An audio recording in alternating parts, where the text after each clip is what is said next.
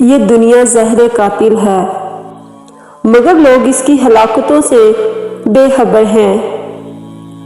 کتنی نگاہیں ایسی ہوتی ہیں جو ابتدا میں بڑی پیاری لگتی ہیں، مگر بعد میں ان کا تیکھا پن سہا نہیں جاتا۔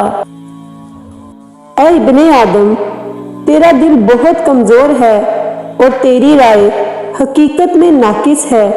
تیری آنکھ آزاد ہے اور تیری زبان گناہوں سے آلودہ ہے۔ تیرا جسم گناہ کر کر کے تھک جاتا ہے۔ کتنی نگاہیں ایسی ہیں جنہیں معمولی سمجھا جاتا ہے، مگر ان سے قدم پھسل جاتا ہے۔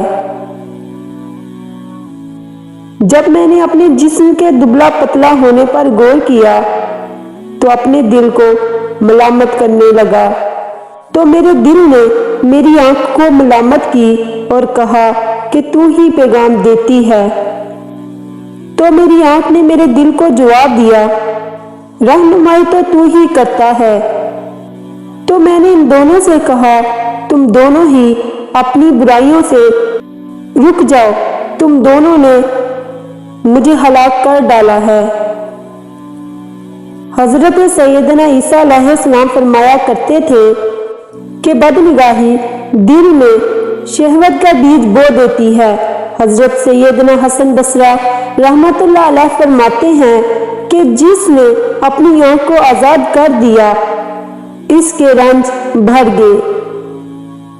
اور حضرت سیدنا ابراہیم رحمت اللہ علیہ فرماتے ہیں، اور جو نقصان کسی دشمن اور حاسد سے پہنچتا ہے وہی نقصان اپنی آنکھ اور دل سے ہوتا ہے۔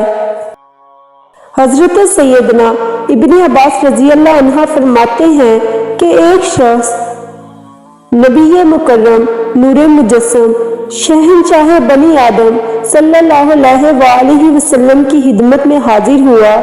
اس کا خون بہہ رہا تھا، تو سرور کونین دکھی دلوں کے چین صلی اللہ علیہ وآلہ وسلم نے اس سے استفسار فرمایا، تجھے کیا ہوا؟ اس نے عرض کیا،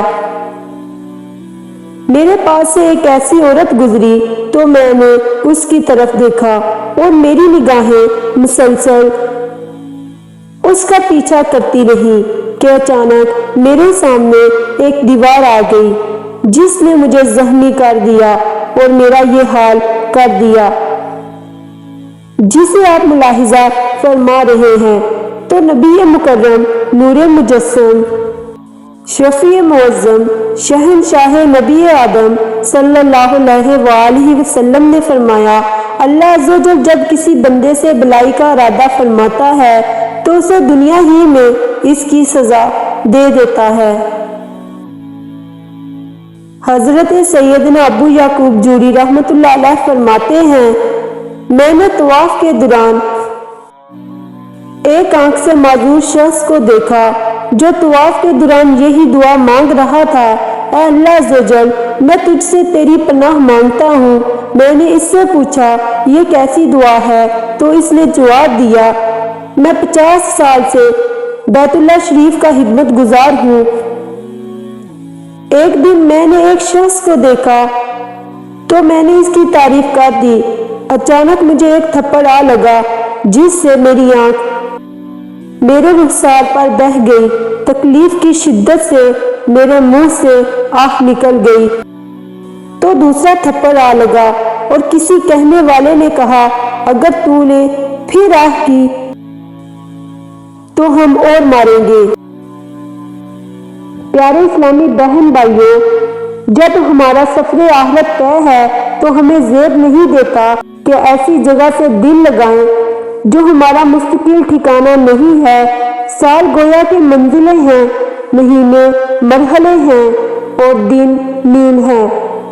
ہماری ہر سانس آخرت کی جانب ایک قدم ہے۔ نافرمانیاں ڈاکو ہیں، جنت نفع ہے اور جہنم نقصان ہے۔ اللہ تعالی ہماری مغفرت فرمائے، آمین، بجاہ النبی العالمین صلی اللہ علیہ وآلہ وسلم۔